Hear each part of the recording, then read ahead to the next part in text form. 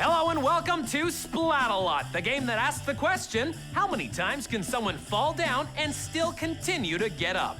I'm Jason Agnew, alongside me the maniacal one, Matt Chin, and we will be following the incredible action as these courageous kids face the toughest challenge of their young lives. You said it, Jason. When these kids see what's in store for them, they're gonna wish they'd eaten all their broccoli when they were little because our defenders had their spinach and they're in super shape to put the smack down on our attackers. We're here at the terrifying Splatalot Moat where our attackers will attempt to become one of the top 6 in order to qualify to move on to the second round. Those attackers will compete in the foam-filled Stockade, and only 4 will move on to compete for the crown inside the Splatalot Castle, where we've built one of the most terrifying obstacle courses.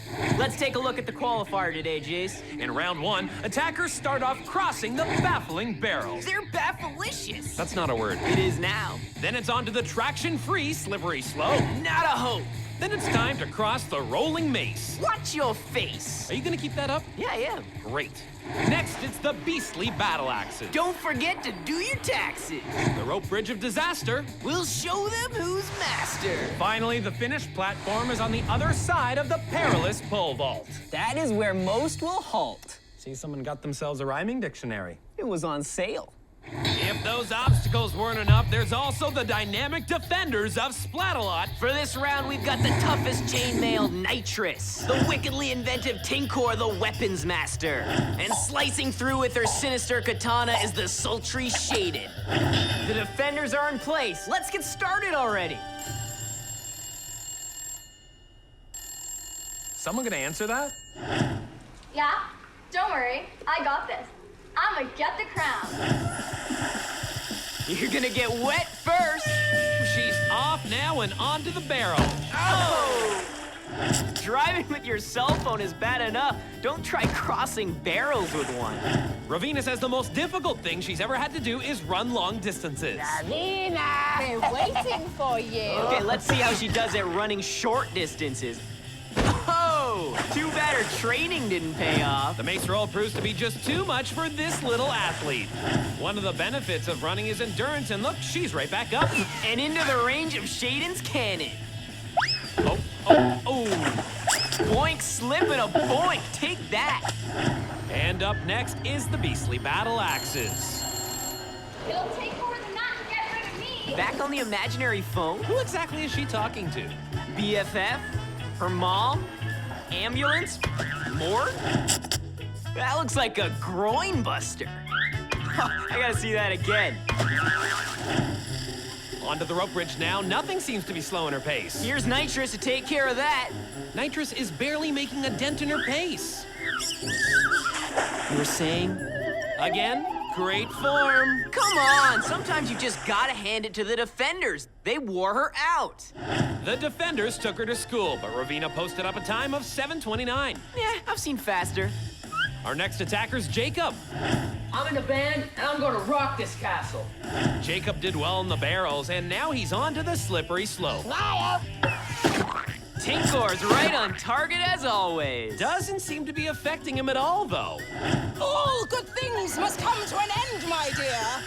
I see Jacob knows Kung Frog. Well, I've never seen a frog climb like that before. That frog just hit the bog. Oh, I see. You're back to the rhyming thing again. Ribbit. Jacob puts up a very stylish and respectable time of 1:41. If I had 2 hands, I'd clap. I love mice. Our third attacker is Autumn. Hey, Autumn, fall! Autumn fall. I'm gonna retweet that. Well, Autumn falls right into the second barrel. Autumn made fast work of the ramp, but now seems frozen on the roll. Tinkor and Shaiden might have something to do with that. She better get moving. She's terrified. Let's just say cautious, because when she grows up, she wants to be an archaeologist. Really? I would have guessed ballerina. Or maybe competitive diver. Look at that swan dive. Beautiful form. Up next is Liam. Purple is the best! Purple's the best, but he's wearing a yellow helmet. Liam says he has a fear of falling. Ooh, Liam got some serious air on that jump. He also got some serious face on the slippery slope. I'm your worst nightmare. Great teamwork from Shaiden and Tinkor. Seems like they have a real connection. Brilliant work, Tink. She's shredding down the impossible incline. A rainstorm has moved in as we meet our next attacker, Presley. I like to dance! She's shaking and rattling across the roll. Oh! Shake, rattle, roll, water. And it's a top 40 hit. How about a smile for Nitrous? Presley looks all shook up. Look at that. She's up and she did it! Nitrous is fuming. It's true, Presley did well with 5:43. Time will tell. She moves on to round 2. Uh-oh, this looks like the situation. Okay, let me guess. Sarthak's superpower would be stating the obvious, right? Oh, tough fall. Those barrels are greasy. We've got ourselves a bit of a barrel situation. Oh, attacker. Shaiden fakes being sweet when we know she's nothing but sour. Oh, Sarthak goes down hard after that shot from Shaiden. Sarthak grooved himself through the rest of the course, putting up a time of 6:26. Looks like we've got ourselves an awkward situation. As we hit the halfway mark in round 1, Jacob has the fastest time with 1:41, and Ravina has posted the time to beat at 7:20.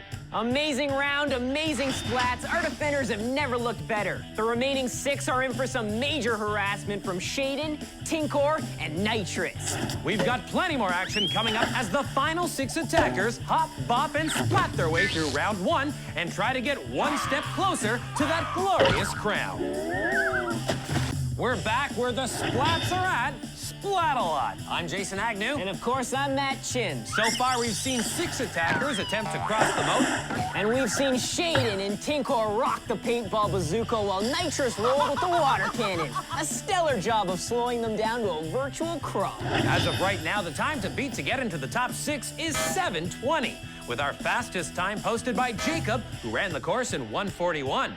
Moving on, attacker number 7 is Maddie. Can I have your number? Sorry, I'm spoken for.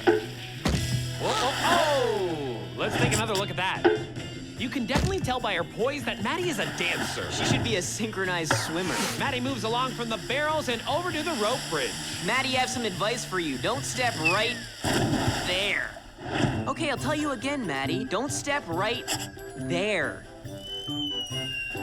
Geez, some people just won't listen to me. Maddie is through with a respectable time of 6:44 and knocks Ravina out of the top 6. Oh, Maddie, today is not the day to mess with Nitrous. Attacker number 8 is Martin. Crazy socks! Martin is having a great run to start. Oh, he's taking a shot off the ankle there. Sucks to be him. Pulling up his socks, he's over to the blades now. Ah, swift moving! Attacker! Take this! Nitrous is terrifying. No one gets past me, boy! Martin's not intimidated, though. And he's... Oh! Yeah, I'd hit the water, too, just to get a break from her fury. Take that! Despite Nitrous's protests, he posts up a time of 1:09 and is on to the second round.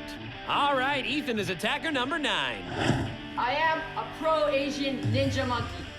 That ninja snuck his way across the barrels and the mace roll. He's got a bunch of nicknames, actually, like Asian Guy and Stick. I've got another one. How about old jelly legs? Check out that wobble. Down he goes again. 100 liters a second is just too much for Ethan. But at least Nitrous isn't rubbing it in. Who knew? Old jelly legs made it with a time of 3:30, but that is the saddest dance I have ever seen. French the lava! No idea what he said there, but attacker 10's name is John. Let's watch. This guy's about as graceful as a seal. But seals aren't graceful. No, they're very clumsy. Up next is the slippery slope and Shaiden's cannon. Yikes, I think he's staring down that barrel. John's onto the mace roll. A few steps and... Oh, huge splash. That is one of the biggest splashes we've ever seen here. Oh, big splat. Couldn't have put it better myself. May have been a big one, but he's up and moving on. That's not seal action. That's walrus action. I love horses! Attacker number 11 is Sharissa. She's a horse lover. She jumps and, is bucked right off the barrel. Hey, Sharissa, you're supposed to cross the barrels, not ride them. Gotta hand it to her, though. She's splatting, but still keeping her cool. She's like the course whisperer. Get it? This is the Splatalot course. It rhymes with horse. Yeah, I get it. It's just not fun. Oh, into the water. Sarissa rides the mace wheel down to the water. It's kind of like she's riding a mechanical bull. Looks like she's waving goodbye with a time of 7:24, and she's riding into the sunset. I'm gonna own this castle. Owning's for suckers. Why not just rent? Haley's our final attacker, and she's currently making her way. Oh, my. You were saying? Haley's just slapping those barrels silly. Well, Shaiden and Tinkor make a great team, and they're unstoppable with it. Ooh, and another shot, and Haley goes down again. Own the castle, Haley? I don't think so. Oh, come on, you two. There's no time for love and Splatalot. Well, for 6 attackers, the quest for the crown has ended. But for the 6 with the fastest times, the quest just kicked it up a notch. Here's our advancing 6 attackers. They have no idea what's in store for them. Martin, Jacob, Ethan, Liam, Presley, and Sarthak. It looks to be a good crop of attackers. And you know what they say, crops get harvested. Coming up next, mouthfuls of slime and human pinballs. Round 2 on